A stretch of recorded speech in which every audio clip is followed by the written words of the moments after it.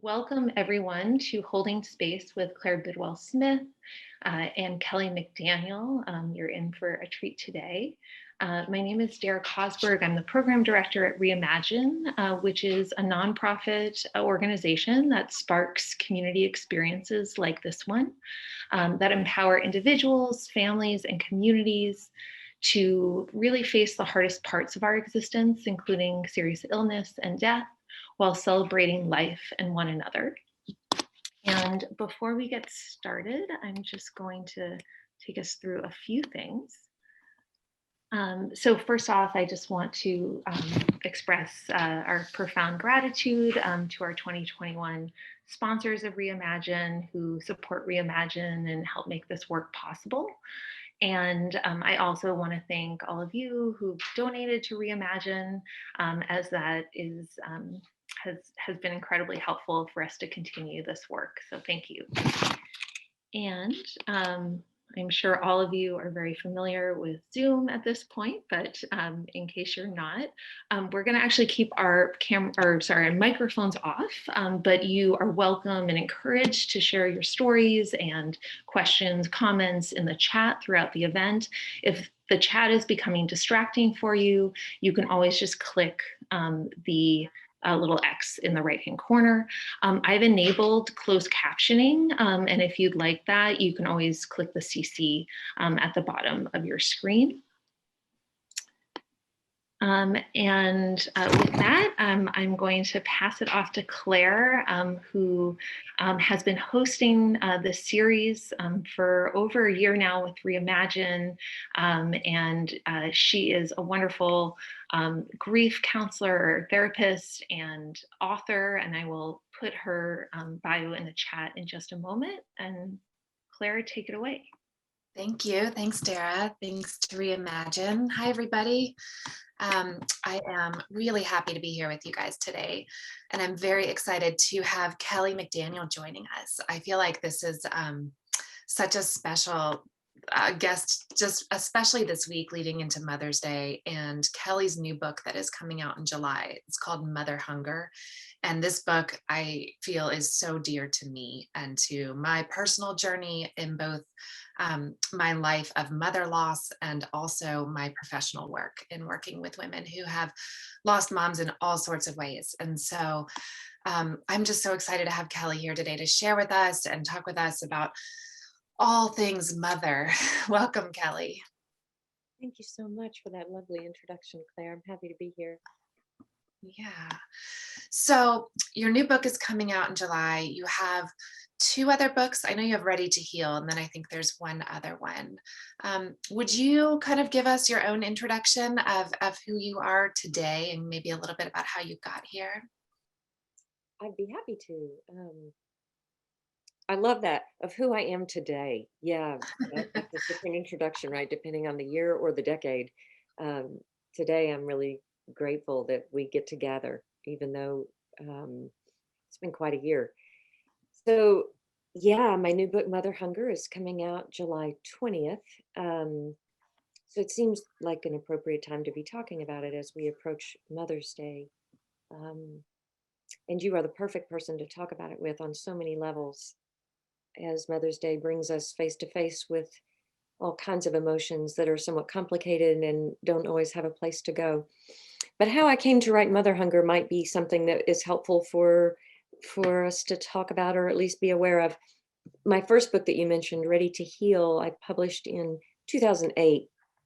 And in that book, it was written for women who struggle with addictive love and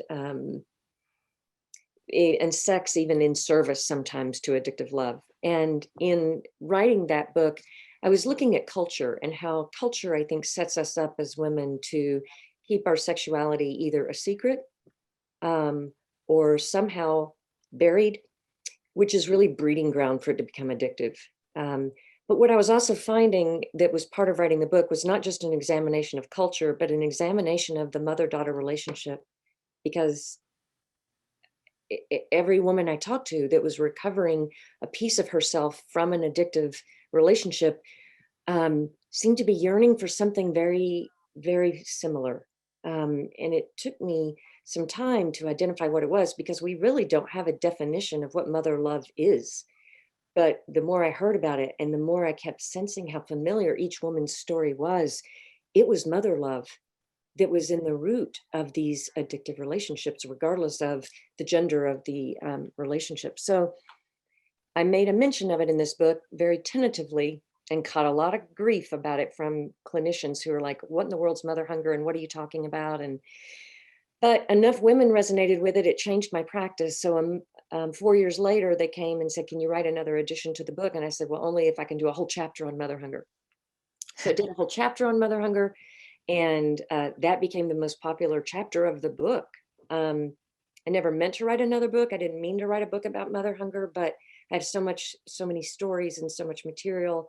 The research now is finally caught up to what I was seeing clinically. We know it usually takes 10 years for the research to catch up to what we see in our offices, right? So the research has caught up, and now I can write about mother hunger with science with me, behind me. So this book will be rich for, I think, folks who are clinically trained and folks who aren't. How's that for where I am today? That's the same experience I had with my last book, Anxiety, The Missing Stage of Grief. I was seeing anxiety in grief in my practice everywhere, but there wasn't anything about it in the clinical world, which just seems crazy now. And then I started writing about it, and it just has become, especially during the pandemic, I think people have really begun to recognize that there is a link between grief and anxiety. So now there's much more clinical backing of it. But at the time when I started working on it, there wasn't. So, pioneering the field. How would you define mother hunger in, brief, like sentence or two? I guess maybe the briefest sentence would be living with a quiet yearning for a quality of love that we associate with maternal love that comes from some maternal deprivation. It's really hard to give a one sentence, because you can hear that right off the bat and think Kelly's all about blaming mothers, when that's the last thing that mother hunger is about, since every mother is first a daughter carrying within her own legacy of maternal heartbreak. So I'll just leave it at that for now. We'll see where we go. No, that's amazing. I mean, I'm always seeing the kind of what's passing down through the generations with my clients, and even in my own life, thinking about my mother, her relationship with her mom's relationship with her mom, and everything that's this giant chain reaction, And I think you wrote about this in your book, but how we have, I can't remember how to explain it best. I was an egg in my mother's body, in her mother's body. So we're all so connected, like the layers of it. So we think about that, and it's kind of mind blowing to think about how, I don't know, how we really are layered with each other. Exactly. Isn't it fascinating that for 3 generations, we all share a body? Mm-hmm.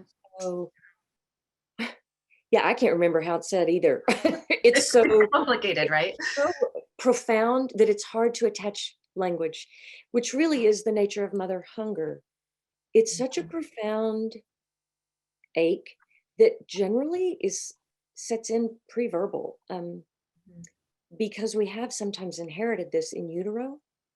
So Mm-hmm. part of what's been hard about writing about it, hard to talk about it, is finding the right language. So I love that we're stumbling on what those words are. And I don't know, this might be a good time to say, I was lucky enough that Claire let me send her manuscript of Mother Hunger. And she was so supportive of what she read there. She was explaining to me that because Claire does a lot of work with motherless daughters, literally daughters that don't have a mother on the planet, the symptoms are really similar to women who do have a mother on the planet, but weren't receiving maternal care. So mother hunger can be a unifying link in some ways. But Claire really got behind me on this, and so she's written a beautiful foreword for the book, which I'm honored and pleased, and it's a great introduction to mother hunger. I was honored to do it. I mean, I was just about to touch on the same thing. So for years, I have specialized in mother loss, mostly because I talk about my own loss, my own mother all the time. My mom died when I was 18 of cancer, and she was such a wonderful presence in my life, and losing her was very traumatic for me. And it's something that still continues to affect my life on many levels. So I've written and talked so much about mother loss, and I've worked with many, many women who've lost mothers, whether they lost them in childhood or adolescence or recently in adulthood, all different kinds of ways of losing them. However, all this time I've gotten so many emails and people reaching out to me and saying, is there grief for, how do I grieve a mom who's still here, but who hasn't showed up for me, or, abandoned me, or whatever the case is, or maybe, had some kind of impairment that didn't allow them to be a mother. And I haven't known what to do with these women, on some intrinsic level, I can help them figure out how to grieve a bit, but your book goes right into the heart of this. And I'm just so grateful it's out there. Can you talk a little bit about the difference between addressing this population of women who really, just have not had a mother, even though she's still here, as opposed to women who've lost moms? Yes, and you'll have to pause if if you want to interject, because I can go on and on about this. But so it's helpful to start with. I've kind of put mother love into a definition so that I could quantify what it is. And this helps me treat people, right? Because not everybody has the same degree of mother hunger. So mothering involves nurturing, protecting, and guiding. We might have had a lot of nurturing, but maybe as we got older, when we needed guidance, that wasn't her skill set. Maybe she never had a chance to really develop herself, or we lost her. And so we had to look elsewhere for guidance. Or maybe we had a mother that was fiercely protective of us, but not very nurturing, somewhat cold. So we got some pieces of mothering, but we missed out on others. That's going to be a milder form of mother hunger, let's say, than someone who has what I call third degree mother hunger.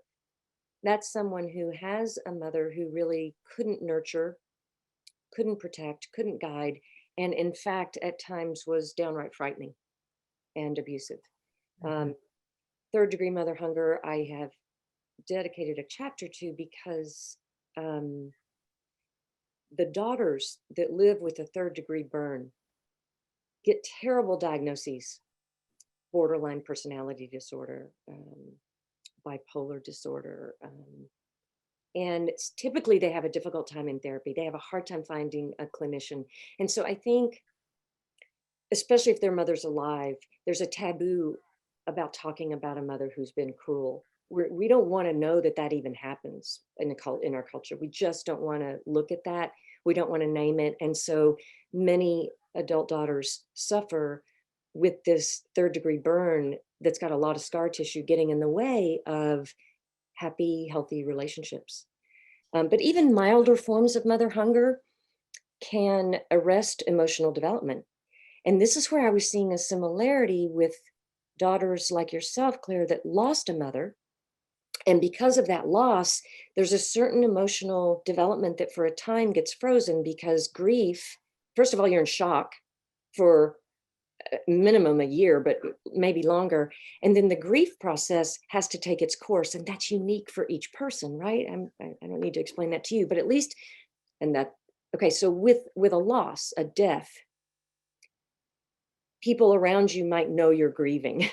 They may really give you a little room for grief, because, oh my gosh, I think losing a mother strikes a chord in all of us that hits a primitive fear, because I think it's a death threat. When we lose a mother, we have lost our protection from life, metaphorically, symbolically, and literally. So grief has some space, and I would really welcome your feedback on that. But when your mother's alive and you're grieving not being mothered, I call that disenfranchised grief, because it's not acknowledged, so there's no place to go.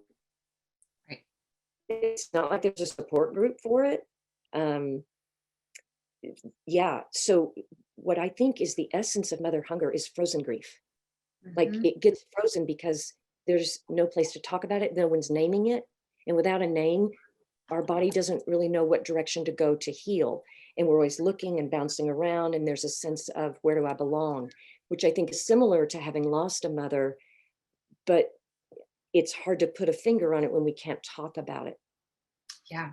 And I think, this is one of the big reasons it hasn't been written about and addressed yet, because I think you're brave in doing it because, like you said, it's taboo to talk about bad moms or moms that don't show up or moms that aren't good mothers. Like, we don't talk about it, right? No one wants to address that. So for women who are going through that, their grief, they probably don't even let themselves recognize the grief most of the time, because they're not even allowed space to recognize what's happening. But what's interesting is I was just thinking about my friend Karin, Dr. Karin. She wrote a book called The Fatherless Daughter Project, and it's all about women who've lost fathers. However, in that book, they in tandem address women who lost fathers to abandonment or abuse or various things, and women who lost fathers to death. And it's somehow much more acceptable to look at that than as for a woman and a mother. You're so right. In fact, I think for decades, women that are having relationship trouble, whether that's love addiction or any form of spectrum, it gets called daddy issues, Mhm. which is such a misunderstanding of how bonding happens for us as infant baby girls. We and boys, our first love is our mother. Her first Our first home is her body. I find it really fascinating, and I had to go look at the research that people are doing with adoptees, Mhm. because understanding what happens when a child is taken from her first home for whatever reason, the baby doesn't know why, but um, why is it that adults who adoptees have more mental health challenges than the rest of us? And the experts seem to think that there's an embodied sense of rejection when we're taken from our mother, even Wait, say it one as more time. infants. You cut out a little So bit. An embodied sense of what? of rejection, Mhm. that like we carry in our body, if we are taken from our birth mother, a sense of rejection that Mhm. needs, if we're infants, it's going to need extra tending from whoever the caretaker becomes, but can follow us into adulthood. So I found this research fascinating for understanding mother hunger, and why even well-meaning mothers who really do a pretty good job, if they are having too much separation from their infants during the first 3 years, the most rapid time of brain growth, um, that can be where mother hunger first begins. And if we think about the fact that mothers are products of culture, and we live in a culture that values independence more than interdependence, we live in a culture that tells us we don't really need each other. I think some of this is changing with COVID. If there's any silver lining, right, it's that we're all realizing we do need each other, and loneliness is no longer a bad word. But lots of well meaning mothers have tried to make independent kids by letting their children spend too much time alone, um, whether that's at night to sleep, um, or during the day. It can set in a powerful longing for maternal care and proximity. Yeah. No, you dive into attachment theory in a big way in your book, which I'm so appreciative of. And I'll ask you in a minute to sum up attachment theory just briefly for those who aren't familiar with it. But in my grief work, just have to think about attachment all the time, whether it's a loss that occurred in childhood or adolescence or in adulthood. The attachment system is always impacted, and what the attachment system was to begin with, explains often how the grief is going to go. So if you could just talk a little bit about attachment, that would be great. Sure. I think it's kind of exciting that the attachment theory is gaining recognition and becoming the overarching psychological theory that explains why we do what we do and why we love who we love. Uh, Mhm. so attachment is on a spectrum, and I'll just kind of generally say that what we're going for, what we're hoping for, is secure attachment, right? Like we would all like to, in our childhood, be securely attached to our caregivers, so that that secure attachment gives us a better chance for healthy moods, um, critical thinking skills, attention, and generally an ability to kind of trust people. That's what secure attachment gives us. The science says about 50% of us have secure attachment. Sounds really generous to me, but that's what the science says, I agree. right? So that means the other 50% of us, myself included, are somewhere on the spectrum of insecure attachment. Okay, so I'll talk a little bit about insecure attachment, which to me is everyone I work with. So, securely attached people don't come to therapy for mother hunger or love addiction, right? So I work with insecure attachment, and I needed a way to kind of give it another name, because who wants to be called insecure? That, Right. that just doesn't feel good.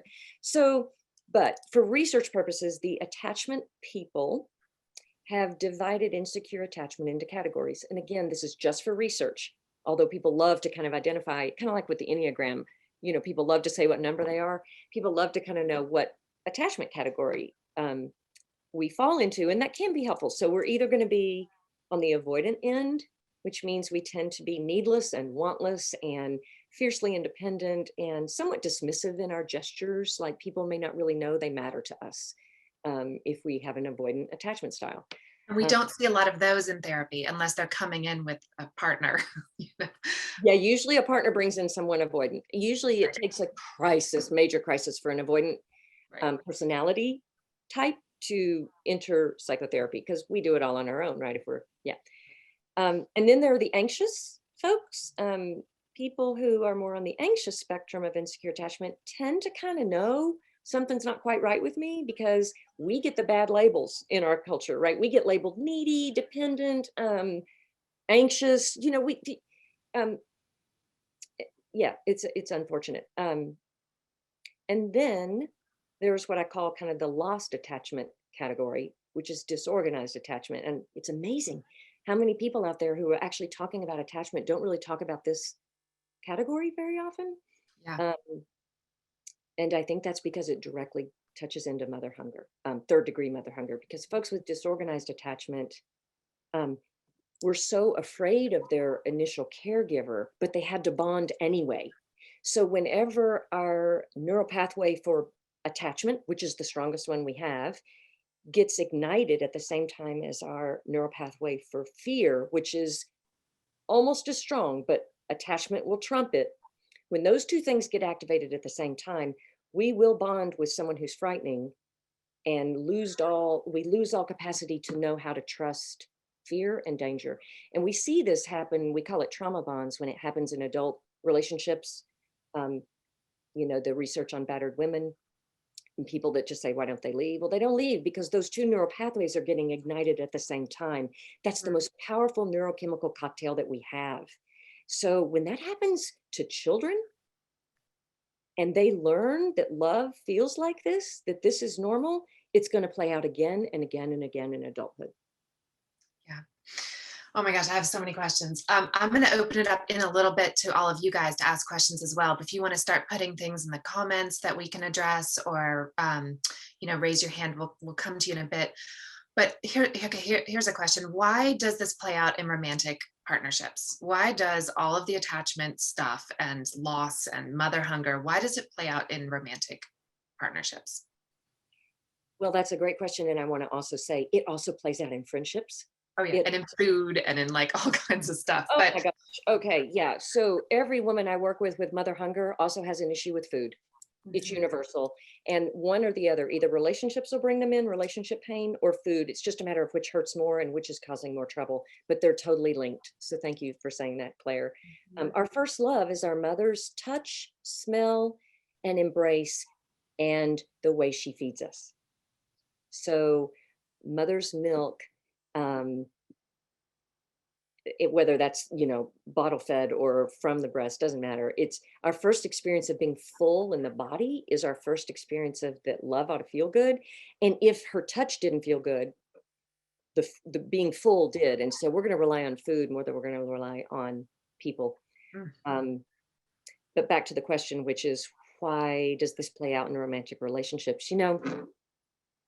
It just does. Why does it? All of our relationships are going to mirror our first love. And our first love is our mother, like it or not. That's just who taught us what it's going to feel like. And so if that felt good, we're not going to have a whole lot of trouble in our romantic life or with our friendships. And, women that enjoy really nice friendships with other women generally had a good relationship with their mother.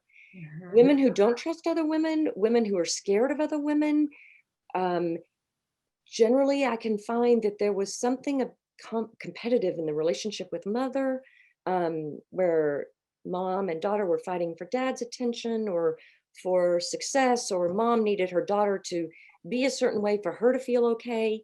um, it was so complicated that gets played out in our friendships. So really, it gets played out in any relationship that matters to us as adults.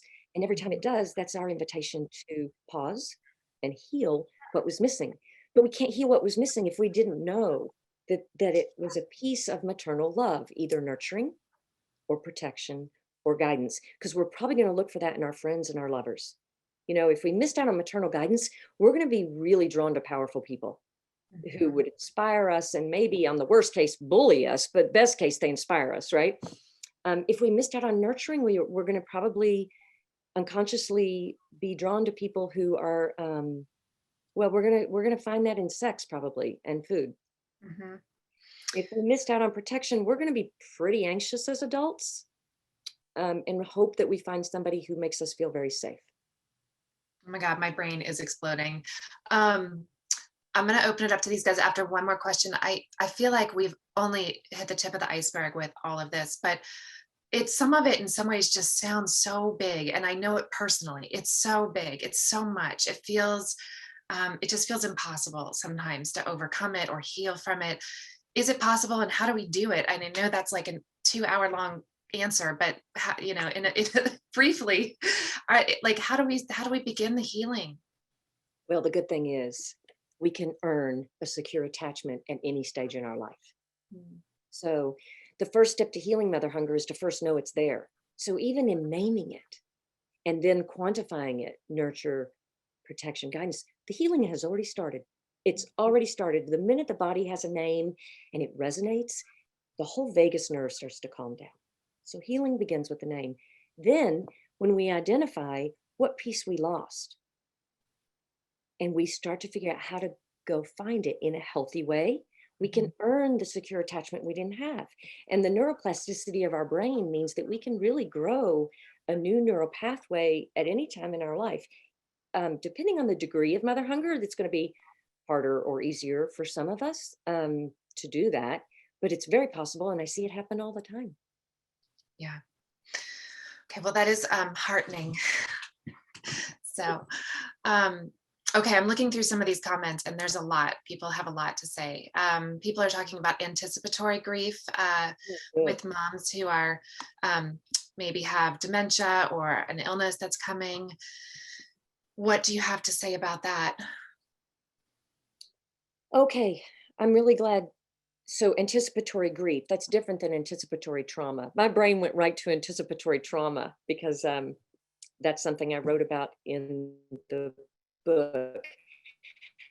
I didn't really write about anticipatory grief. So, Claire, you might speak to this better than I can, but I think when we are anticipating losing our mother because she's going to still be physically there, but mentally gone, so not the woman we know, and we're anticipating that loss, that is a real form of what Pauline Boss calls ambiguous loss. Dr. Pauline Boss wrote the book Ambiguous Loss specifically for people who are facing a loved one with Alzheimer's or dementia, or even a loved one with an addiction, because they're physically there, but they're not the person that you love anymore. They're gone. And so, how do you deal with that? So, maybe you can say more about that, Claire. Yeah, no, it's very real. I'm glad to know about this book. I didn't know about that book. I get asked a lot about how to grieve or work through someone with Alzheimer's, dementia. So that's really helpful. Um, it's a tough one. I think that there's only so much you can do, but it ends up putting you in this heightened state of alert all the time. You're kind of ready for it to happen, or you're anticipating it happening all the time. So I think actually kind of helping yourself step out of that grief is important. Helping yourself get very centered and very present when you're in that kind of scenario is really important. Um, Kathleen here has a great comment. She says, I'm blessed to have an amazing mom on earth still, but she's my only living parent, and I get anxious about her being gone someday, especially as she gets older and has health issues. I am mostly struggling, especially with Mother's Day ads being thrust upon us at every corner, of being in my early 40s without any kids and feeling like something is wrong with me for not being a mom, even though I know that it's my brain, that it lies in my brain telling me, if that makes sense. So this touches on a few things that we are all coming up against it with Mother's Day. I think Mother's Day needs to be canceled at some point, because I think it's becoming almost more painful for people than it is helpful. I completely agree. I completely agree. Mother's Day stirs up a profound grief on so many levels. I mean, it's so vast. It's so vast. I don't know many people that enjoy Mother's Day. Right? Stepmoms, women who don't have infertility issues, women who, just like this, don't have children and feel okay about it, but then suddenly feel like they're supposed to around Mother's Day. Women who've lost moms, women who have ambiguous losses with their moms. I mean, it's a really intense holiday. And women who have lost babies that they really wanted. And I mean, the list goes on and on and on of people that grieve on Mother's Day. And this Hallmark manufactured holiday also kind of gives a pat on the head to mothers, when really our culture hasn't been supporting mothers specifically during this pandemic, but really ever. And so it's almost an insult. No, I agree. Caitlin had a comment when we were talking about, you were mentioning adoption, and she said, Kelly's this research in your book, I'm the mother of an adopted son and would like very much to learn more and how to support our relationship. Oh, that's so beautiful. That's so beautiful. Your son is so lucky to have you. Yes, the research is in the book, but you don't need to wait for the book. I really pulled a lot from Dr. Marcy Axness, Axness. She wrote this gorgeous book called Parenting for Peace, which is she really ties our global conflict into the parent-child relationship, that if peace starts there, we're going to be much more harmonious as a world. So a lofty project that she undertook, but she is an adoption expert. And not only is her book good, but then she cites lots of other people that you could go explore and read. Thank you. Jill says, have you come across folks who have not been nurtured, protected, or guided by their moms, even abused by them, and become resistant to trust in relationships? Every day. Yeah, that's your work, right? Every day. That's why I wrote the book, really, for those, yes. I wrote the book for all spectrum of mother hunger, but particularly for women who have third-degree mother hunger, because it is so misunderstood. So yeah, every day. Yeah.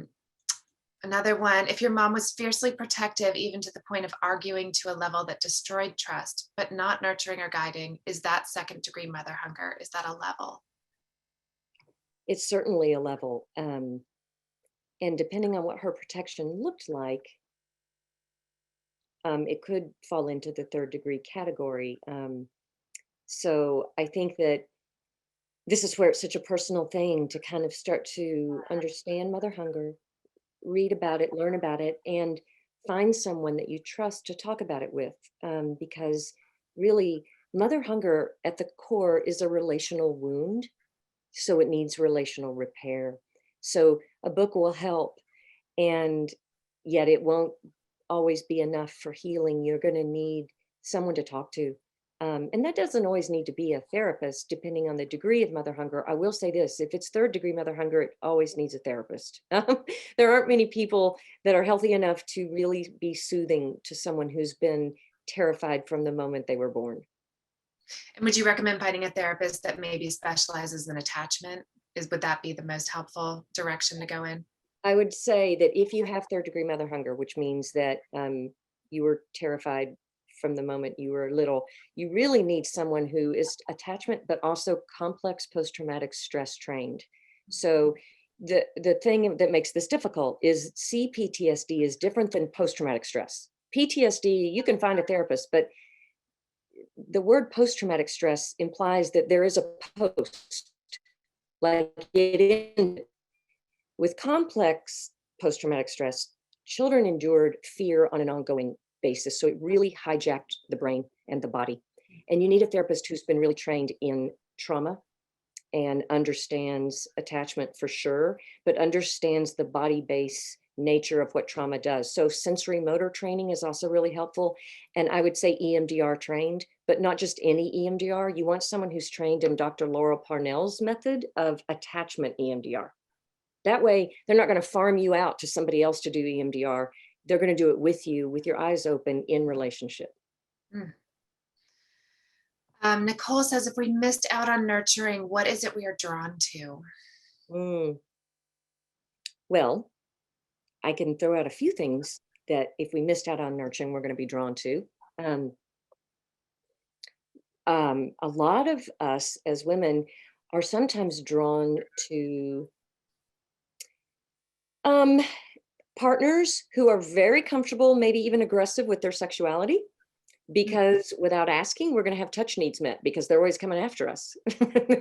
And we don't know that that's one way we're getting our touch needs met because we don't even know we're hungry for it. The way we might be meeting those touch needs ourselves sometimes are with food. I quote a woman in my book who says, food is like touch on the inside. It's touch I could control.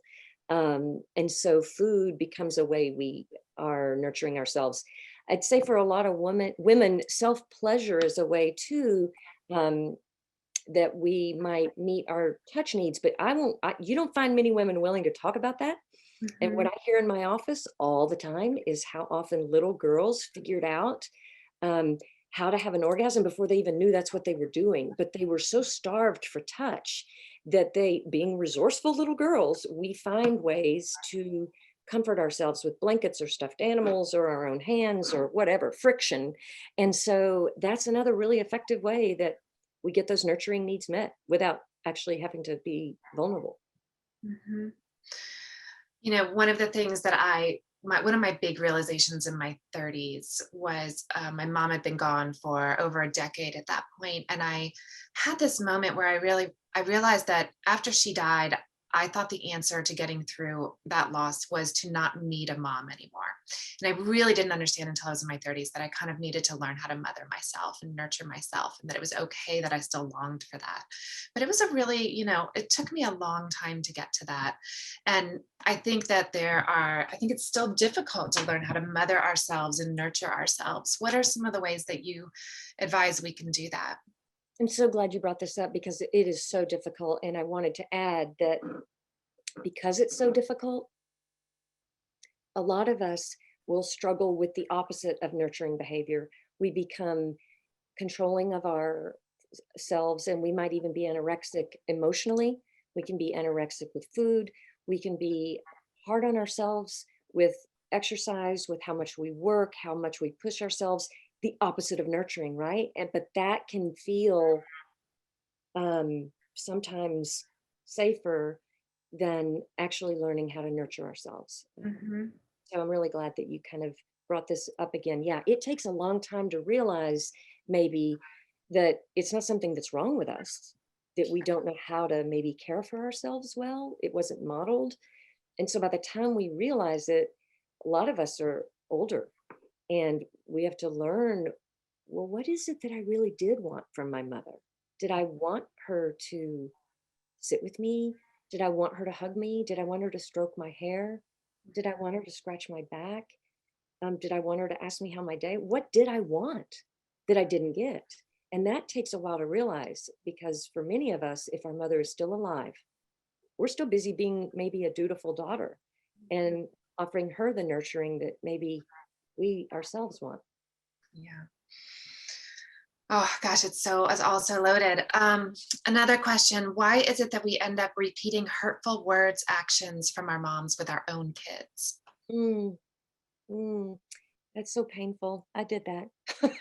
Because we don't know any better. That's what's wired in. It's in our nervous system. It's in our DNA. It's in our cells. Our mothers did what their mothers did. Our grandmothers did what our great grandmothers did. It's just what happens until you realize, whoa, I don't really like that this is what I'm doing. And this doesn't feel good. And I know for me, I had to get myself in therapy pretty much right as I became a mother. And I was so lucky to find a good therapist who her kids were ahead of mine, about three years ahead of me. So she was always just a step or two ahead of me. And I stayed with her the whole time I was raising my child. And I think we as mothers need the same nurturing, protection, and guidance that we are trying to give our children. And a lot of times we're not getting that from our partners. A lot of us, if we have mother hunger, either because our mother's not alive or she couldn't provide it when we were kids, she's not going to provide it while we're mothers either. So we have to kind of resource and find those elements that we want to give our children, because if we don't have it, we will just continue the cycle. Mm, yeah. No, I becoming a mother for me was a really big breakdown, breakthrough, all the things. It kind of brought everything full circle and all of my mother loss and mother hunger. And it's been just constant work for me to kind of navigate. I was thinking about in the beginning of your book, you advise if you are a mother not to read the book as a mother. Which I couldn't, it was so difficult for me. I was constantly like, nope, okay, gotta go back. So why did you advise that? Can you speak a little bit on that? Yeah, I did not write a parenting manual. Mhm. I wrote a book for women who need to have a name for an emotional wound that is hard to heal because we can't see it. Mhm. Um, the book is written for adult daughters. It's not a criticism of mothers, um, but it is a way to examine what was lost so that we can go back and claim it. We can't heal it if we don't have a name for it. So I think what's the most painful thing for most women when I'm working with a woman who has children is as she starts to address her own mother hunger and she realizes, oh my gosh, what I did to my kids. It's that shame is horrible. That grief is horrible and it can stop the healing process. So I always want, and I always do remind mothers, no matter what stage of healing you're in, your children are going to benefit from your healing. Just as they inherited the wound, they inherit the healing, even without you talking to them. So I try to really keep the focus on the person reading the book as a daughter, because the healing is going to pass along to her children. Mhm. I think you even mentioned Adrienne Broder in your book and her book, Wild Game. She's a friend of mine, but she and I have had some really amazing conversations about this kind of the generational passing down of these things. If you guys aren't familiar with Wild Game, it's the story of how it's a memoir, and Adrienne's mother essentially asked her to become complicit in an affair she was having with Adrienne's stepdad. And Adrienne was only 14 when this happened. And it was just a really, not the mother relationship that was supposed to be occurring.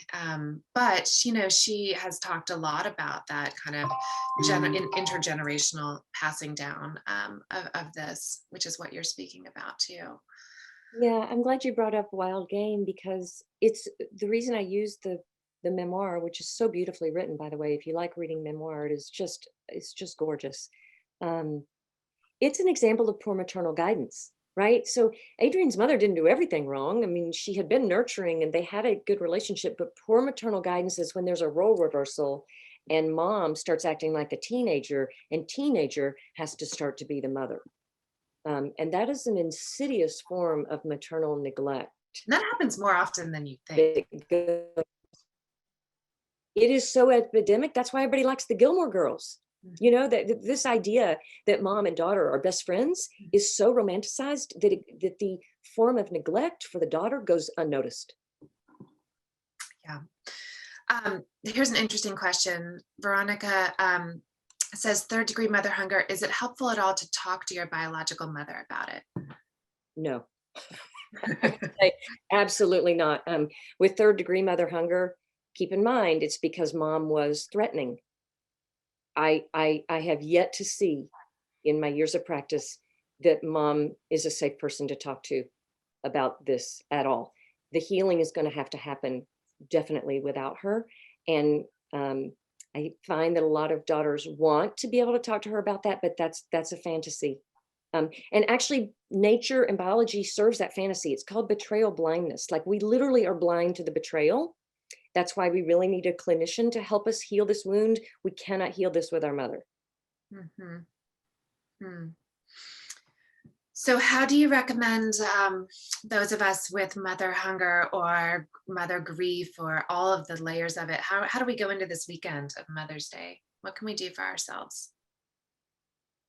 Well, I think anyone who's here is already doing it. I think talking about the fact that Mother's Day is full of different kinds of grief. Mhm. There's straightforward grief when I don't have a mom and I miss her and it's Mother's Day. There's complicated grief where I mom's here, but I don't feel like celebrating her. And there's disenfranchised grief, which is I really have no relationship with my mother and it's impacted my life and I'm angry. So, I mean, there's so many forms of grief that come up this weekend. And depending on where you are in your grief journey, some of you may have friends who know your story. And I think that sometimes that's the best way to celebrate Mother's Day is with your friends. Mhm. Um, I don't, I don't always, I think it's a lot of pressure if you have children to expect them to make your Mother's Day feel special. Um, Sometimes what my clients do is and what I do is I treat myself the way I wish I had been treated Mhm. as a daughter. So Mother's Day for me, I mother myself. Yeah. Um, so that might be a nice walk in nature. That might be a cup of hot tea. That might be listening to some music and dancing around the house. I don't know. It's just whatever the little girl in me wants, I try to give her on Mother's Day. Mhm. Yeah. And I think it can be multiple things, right? Like Mother's Day can be painful for me not having my mother, but I also have three kids who love to celebrate Mother's Day. So, I always let it be all the different things. There's moments where it's painful, there's moments where it's lovely, and it doesn't have to be one. I don't have to just pick one. And I think sometimes we think we need to do that, and we can be all the things. You know.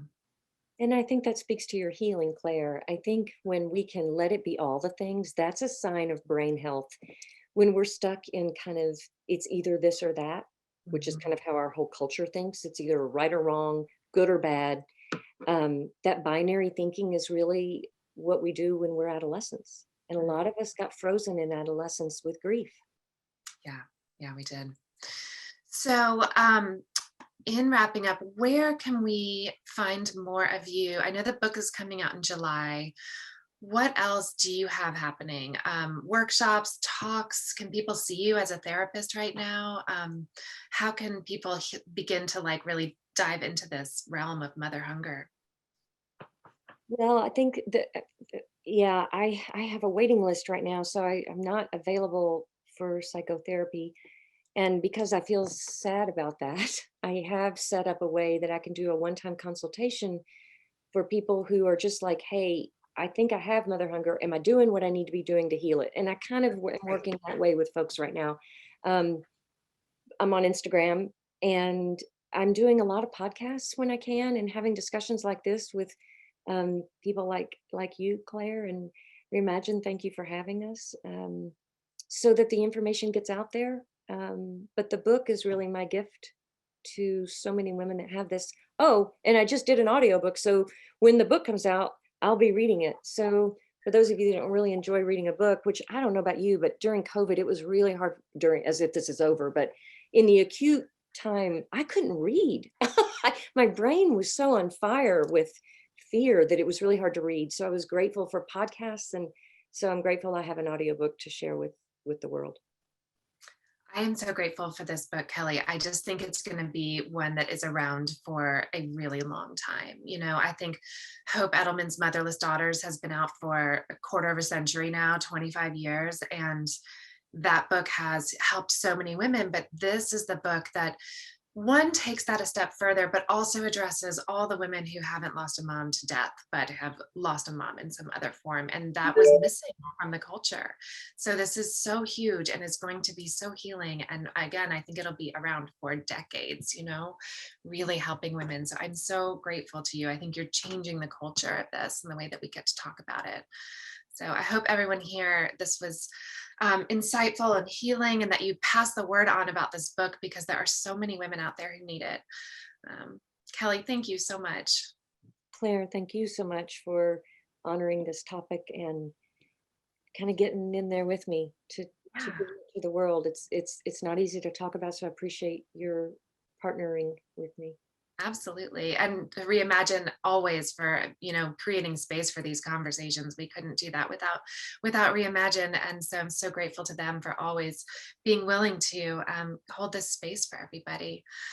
So thank you all so much. I wish everyone a peaceful weekend, and pre-order Kelly's book. It's available already wherever books are sold. Well, thank you so much, Kelly and Claire, for that truly enlightening conversation. There were so many nuggets that will be carried with me. I did want to just call out that I put a link we actually have a bunch of holding space events that are coming up in May and June. And if you follow that link, you can check them out. But we have Melissa Gould of Widowish, the author of Widowish, next week, who's wonderful. And then also, I just wanted to call it a special event that Claire and Alua Arthur and BJ Miller are hosting on May 24th, which is kind of like a preview of this larger retreat that they're hosting in October. So an in-person retreat. We're going to be in person, you guys. So in North Carolina, right? You're going to be in North Carolina doing that. I'm going to be in your neck of the woods. We're going to hang out for sure. Oh my gosh. Okay. Thank you so much. Hope says, this work is everything I've been waiting for and needing. Thank you, Kelly. And that kind of sums it up. There are just so many women out there just like you, Hope, who have been waiting for and needing this book. So thank you so much for writing it, Kelly. Thank you to everybody for showing up today. Thank you, Dara and Reimagine.